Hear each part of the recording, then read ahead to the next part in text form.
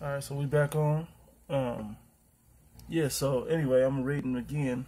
I'm gonna start back at Genesis 38 and 11. It's no verse 11 said. Then said Judah to Tamar, his daughter-in-law, remain a widow at my. Don't marry another man. Don't be with nobody else till at thy father's house, till Shelah my son be grown. The youngest son that he had left. The other two had died. Onan and had died already. It said and Judah was comforted and went up. Excuse me. It says, till Shelah be grown. For he said, lest peradventure he die also as his brethren did. And Tamar went and dwelt in her father's house. She did the right thing, went to her father's house. It says, and in process of time, the daughter of Shelah, Judah's wife, died. And Judah was comforted and went up unto his sheep hearers, to Timnah and his friends Hira and the Adulamite. All right, it says, and it was told Tamar, saying, behold, thy father-in-law goeth up to Timnah to shear sheep. She put her widow's garment off from her, and covered her with the veil, and wrapped herself, and sat in an open place which is by the way to Timnah, for she saw that Shelah, his youngest son, was grown, and she was not given unto him to wife, because the son was old enough to be married to her, but at this time already, but the wedding thing didn't happen, so she didn't want to wait no more. So look where her mind goes. Instead of coming to Judah and saying, look, what's up with Shelah? We gonna get together. You still gonna do that or what? What did she do? She went off and did the deceptive thing. Okay. And this is just to illustrate. Now, in the big picture here, Judah was off by not fulfilling what he said he was going to do, his oath that he pretty much gave. But maybe Shelah wasn't with it, whatever. But it don't say all of that. But he was supposed to have him lay with her to raise up seed unto his older brothers. Anyway, it says, and Judah saw her because it said, and Judah saw her, he thought her to be an harlot because she had covered her face. So he thought that she was an harlot because she was covered up. Okay? That's a custom that we have. When they show those old cartoons where the woman's all covered up, those be the harlots, man.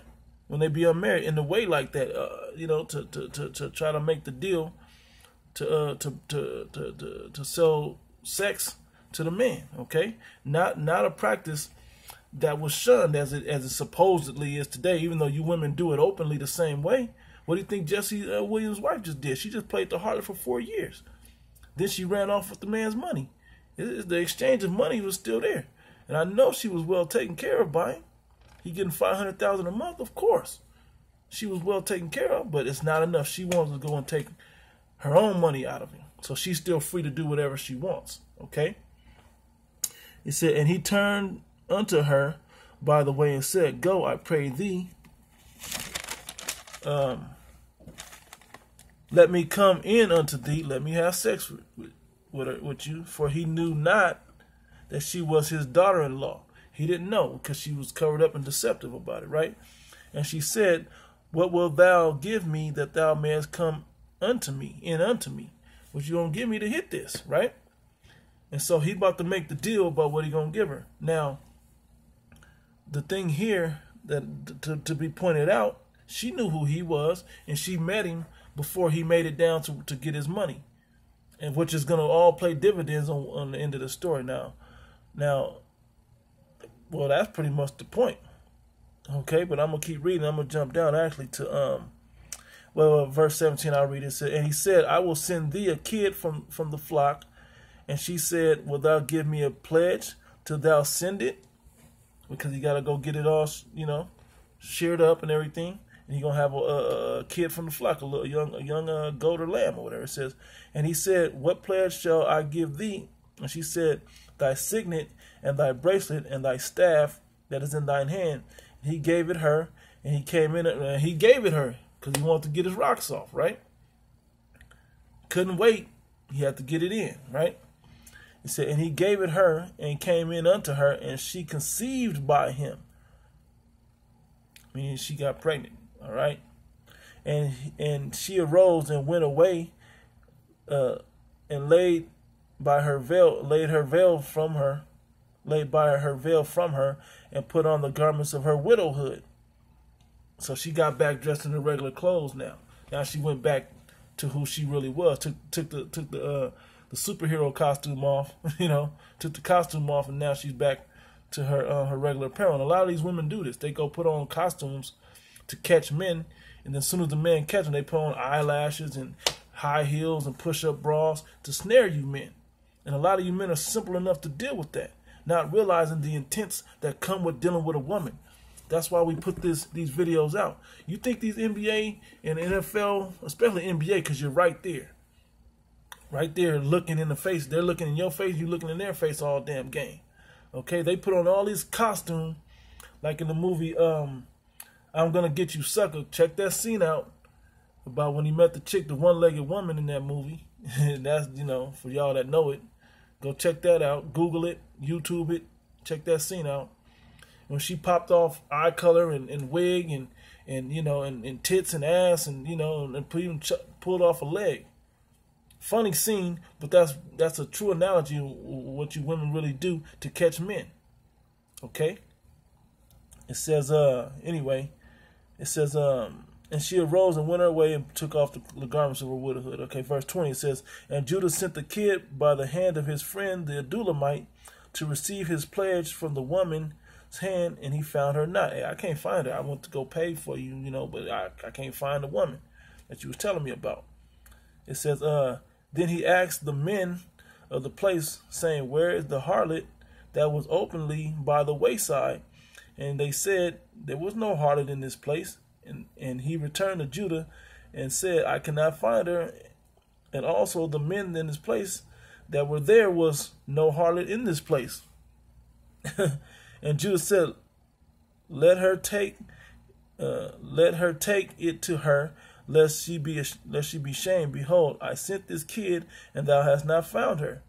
And it came to pass about 3 months after that it was told Judah, saying, Tamar thy daughter-in-law hath played the harlot, and also, behold, she is with child by whoredom. And Judah said, bring her forth, and let her be burnt, because that was the custom. If you found a harlot, we have to make an example out of you to not be harlots in the house no more. So that was how it came down. But she had the backhand trick on him, right?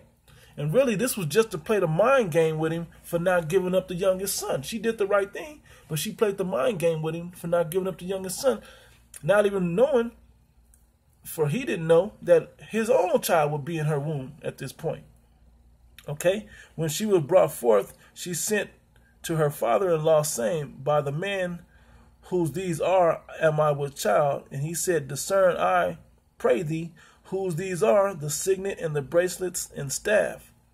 And Judah acknowledged them and said, she hath been more righteous than I, because that I gave her not Shelah my son, and he knew her again no more. But he didn't touch her no more after that either, because he didn't fulfill what he said. She popped and has seed with him. Okay? But that's the mind games that these women will play with you. Another one, and I'll just mention these to keep this even shorter, Noah's daughters. Not having faith, not Noah's daughters, Lot's daughters. Okay? Lot's daughters went and got their father. Matter of fact, I gotta get it now. I got to. For some of y'all don't know the story, so I'm gonna go into it. Before that, let me get it right quick. Bear with me a sec. Yep, right here. Yep. Let me see. Yep, right here. Let me see. Let's start with it. Yep. This is Genesis chapter 19. We'll start up at verse 41. Yeah. So they dwelt in that cave. All right. So verse 31, it says, and the firstborn said unto the younger, because the younger daughter of Lot, right? It says, our father is old, and there is not a man in the earth to come in unto us after the manner of all the earth. We don't have no kids. We ain't going, he's the last man on earth. We in the cave, we going to die in here and all of this, right? It said, come, let us make our father drink wine and will lie with him, that we may preserve seed to our father. Wow. So let's commit incest with our father, that we may have seed, and that he may have, seed upon the earth also. Right? Sounds like a good idea until the incest part comes in. Oh yeah, and then there's a deception part, that they got him drunk to do it. Okay, he got so drunk with his daughters that he popped it. He didn't realize he was sleeping with his own daughters. Okay, but the point that I want to point out here is how women will ensnare you and trap you by knowing that we can get him drunk, and we'll get him. Let's get him drunk. How many of you men leaving the club drunk end up with women that, oh man, what did I do this for? Oh man, she might have had some. I don't know. I was faded. I was such and such. Didn't have kids by women because you came home drunk, or you got drunk at the house and then went in there and ravished the woman. Ravished your wife or whatever. Y'all was on the rocks hoping that it would make it better, but it only got worse. But anyway, it didn't happen. It's a commonplace of what happens in our families. All right. So that's another mentality. Now, I can keep reading. Matter of fact, I read because the first one did it, and then the second one the next night did it. So until they both got impregnated, okay, by their father on some nasty, right? On that nasty incest. That's not an accepted practice in our culture, all right?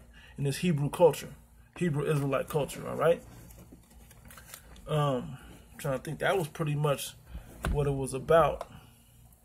I'm gonna read one more script though, just to put this out there, just so you men are aware. But watch the brother Karatazar's video, man, because he rolls a lot of great points in there. Okay. And here's the thing now, multiple wives is an accepted practice of our culture, of our ancient culture especially. Now, is it expedient? No, not in all cases. It is not expedient. For most men upon the earth, it's not the best idea. In this society, it is not the best idea. All right?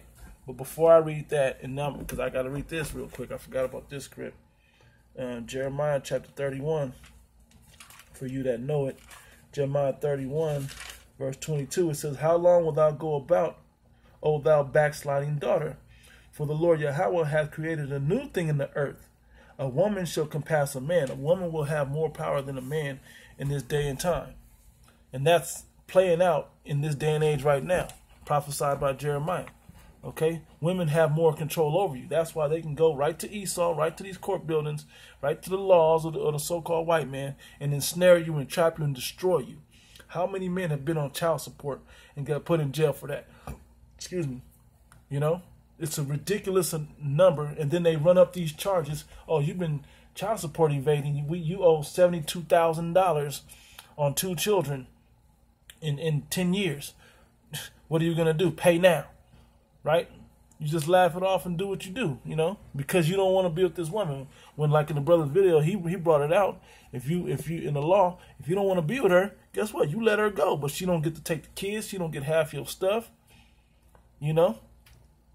Yeah, in a righteous situation in today's time, not in the ancient world, because she's supposed to go out free without money. She's supposed to go out with nothing, but she can go out and do whatever she wants. But she can't come back, and she can't come pick up them kids either. Like she can't come get them from you and keep them from you. But in a modern society, yeah, you agree. Okay, I'm gonna do a prenup. Well, you ain't getting half my shit, but I give you a little bit of something. Go watch the movie Casino and see how Ace Rothstein got down with it, okay? He set her up to have a certain amount of money that if they broke up, she would have something where it was beneficial to her to be with him, okay? If they had ever broken up. Under certain rules, like you can't commit adultery on me, you can't be out there with other men, you can't do this and that. There's rules to it, okay? But not enough people set that type of situation up. But it's just not wise at all to even do that, all right? So anyway, now I'm going to go back into the book of talking about these women being jealous over another woman, all right? Because it's a huge deal why these women go after you men. Certain men they want because they see other women with you. But then when you want to be with both of them, they don't want you to deal. Like I said, it's not an expedient thing, but it is a common practice that you jakes out there, you so-called Negro, Latinos, and Native Americans do practice. You have your main chick, and then you go dally with something off on the side or whatever you may do, okay? The moment your woman finds out about that, she's ready to ruin you forever, and this so-called white man gives her license to do that, to completely destroy you and take all your funds, okay? So I'm going to jump straight to the point. Sirach 26:5. There be three things that mine heart feareth, and the fourth, and for the fourth I was sore afraid. The slander of a city, the gathering together of an unruly multitude, a false accusation. All these are worse than death. But a grief of heart and sorrow is a woman that is jealous over another woman, because that woman will torment you until you have grief and sorrow. All right? Especially if she's putting it on you and she finds out about another woman, she gonna try to destroy you. I'm gonna hold out on you. I'm not gonna do my womanly marriage duties of marriage, all of those things. And this society gives them power to do that. Then they can turn around and take half your money or a portion of your earnings without putting that finger to nothing. Okay? I hate to quote a nigga, but I think Jeezy said it, and I forgot which song it was. He said, didn't write one song, but she still won't have, half of his money. Crazy, man. These women are set up in the society to destroy you, so you got to be wise to win over these women. How do you win? You win by putting them in a feminine perspective and keeping them where they should be. Taking instruction from you to accomplish the goal for you and your family, and for them, but for you and your family, especially if they're part of your family, okay? And not to give them license to matter of fact, I gotta give that one where they can't rule over you. Let me grab it out the sword real quick. Bear with me a second while I grab it. Where is it at? Where is it at? It should be like right here. Maybe I'm in the wrong book. Maybe it's Joel. Let me see. Bear with me one second. Nope. Bear with me one sec while I find it. It's basically, let me see, the Micah. It's got to be Micah. Yep. Micah chapter 7, verse 5. Trust ye not in a friend, put ye not confidence in a guide. Keep the doors of thy mouth from her that lieth in thy bosom. So stop all that pillow talk with these women, giving them all your secrets like Samson did, okay? Almost let that one slip past me, okay? Don't give all your secrets to your woman. She sexed you up, now you're feeling all euphoric and shit, and now you want to sit up there, when I was a kid, man, you don't need to be telling all that type of stuff to them, okay? How about, hey, babe, what we gonna eat for dinner? What we gonna have for lunch? All right, well, let's go to the store and get this. Move on to more important, prevalent business that's more expedient for the moment. But going back into your history, your life, and telling her how another woman used to be with you and this, so don't give her nothing that she can use against you. Okay, I've read a couple scriptures about that. And signing these marriage agreements gives them license to destroy you, okay? But you also don't want to put yourself in position to lose to them by just mentally. Oh, well, here go the keys to my brand new car, babe.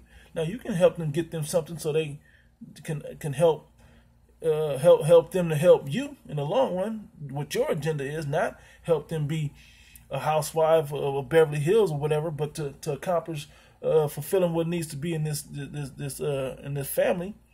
That's fine, but keep it in context, okay? When she whines and complains about certain things, don't take that seriously, man. Don't take that seriously. Do what needs to be accomplished for you and your family that by practical means, man. Because we're not in this society to live it up. We only got 2 kids. We don't need a 8-bedroom house, man. We don't need that, okay? We only got 2 kids. We don't need to be shooting for Porsche 929s and whatever the hell kind of amazing cars out there. Now, do you want nice things? Of course. Go out there and get your nice stuff. But let's not be out here pursuing these things to where it runs you into the ground, to where you give up time towards your spirituality trying to appease this woman. Because that's what she's going to have you do. Are you worshiping the Most High God? Well, I'm going to find a way for you to worship me.